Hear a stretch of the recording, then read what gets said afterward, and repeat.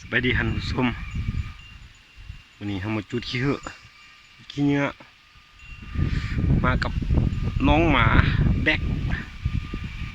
ดูมันทำจุดขี้เหอะอยู่แถวๆนี่เนาะมันทำลุกบุแล้วคือแต่เราจะมาจุดขี้เหอะ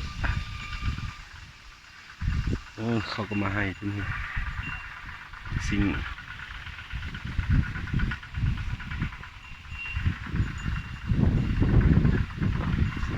กล่องมัว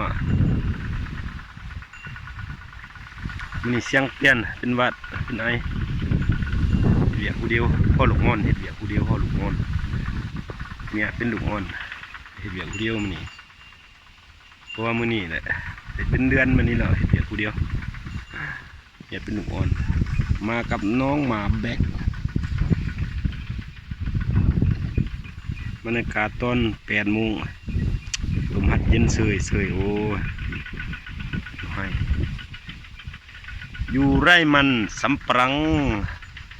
สลาวว่าให้มันตุนสันทัศน์ให้ว่าให้มันสำปรังนะนี่จะเป็นจุดคือ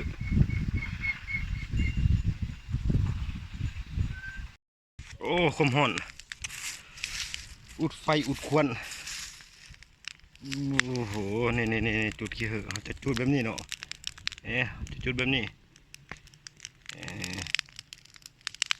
ขี้เหอะขี้เงาจะจุดแบบนี้หลังจากที่มันไม่เสร็จไม่แล้วเลยจะเป็นแนวนี้เนาะ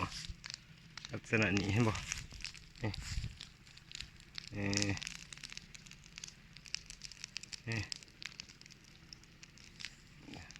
กองหนึ่งเนาะรุ่นกองหนึ่งกองหนึ่งกองหนึ่งอุดไปเบาเสียบตาวัดกับปนันจะเมียนแบบละเอียดแบบนี้เนาะเฮิงมันยังบริจุดเถอะยังอยู่เฮิงยังบริจุดเถอะ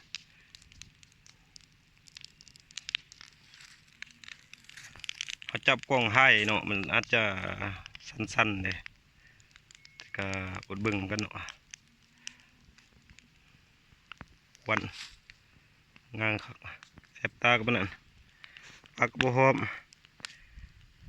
มักก็จะลืมกดไลค์กดแชร์เด้อกดติดตามเด้อมาให้เบิ่งเนาะ